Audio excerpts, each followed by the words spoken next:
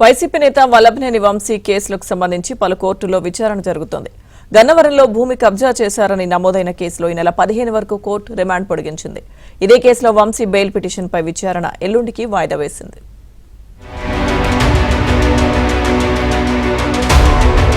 అధికారాన్ని అడ్డం పెట్టుకుని అడ్డగోలుగా వ్యవహరిస్తూ నోరు పారేసుకున్న వైసీపీ నేత వల్లభనేని వంశీ ఇప్పుడు వివిధ కేసుల్లో కోర్టుల చుట్టూ తిరుగుతున్నాడు. ఇప్పటికే పలు కేసుల్లో విజయవాడ జైల్లో రిమాండ్ ఖైదీగా ఆయన ఉన్నారు. గన్నవరం టీడీపీ కార్యాలయంపై దాడి కేసులో 71వ నిందితుడిగా వంశీ ఉన్నారు.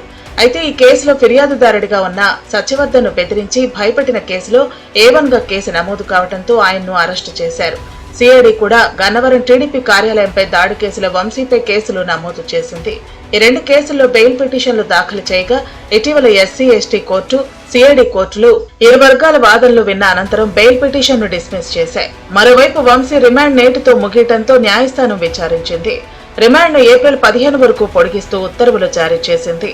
తమ భూమిని బెదిరించి లాక్కున్నారన్న ఆరోపణలపై ఆత్కూరు పోలీస్ స్టేషన్లో కేసు నమోదైంది. ఇదే కేసులో వంశీని ఒక రోజు పాటు కస్టడీకి ఇవ్వగా కంకిపాడు పోలీస్ స్టేషన్లో ఉంచి విచారించారు.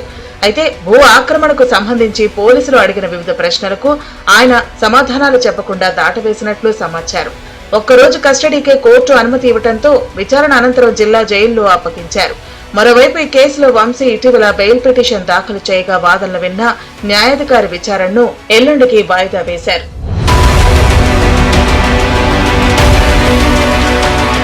మరోవైపు గన్నవరం టీడీపీ కార్యాలయంపై దాడి కేసులో వంశీ ప్రధాన అనుచరుడు A1 గా ఉన్న మోహన్ రంగాపై కేసు నమోదు కావడంతో చాలా రోజులుగా తప్పించుకున్న అతన్ని ఇటీవల సిఐడి అధికారులు అరెస్టు చేసి కోర్టులో హాజరుపరిచారు.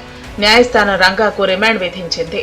అయితే ఈ కేసులో మరింత సమాచారం రాబట్టేందుకు రంగాను కస్టడీకి ఇవ్వాలంటూ వేసిన పిటిషన్పై విచారించిన న్యాయస్థానం 3 రోజుల పాటు కస్టడీకి ఇస్తూ ఆదేశాలు జారీ చేసింది. ఈ 3 రోజుల విచారణలో రంగా చెప్పే అంశాలను బట్టి మరికొందరిపై కేసులు నమోదు చేసే అవకాశం ఉందని సిఐడి అధికారులు చెబుతున్నారు.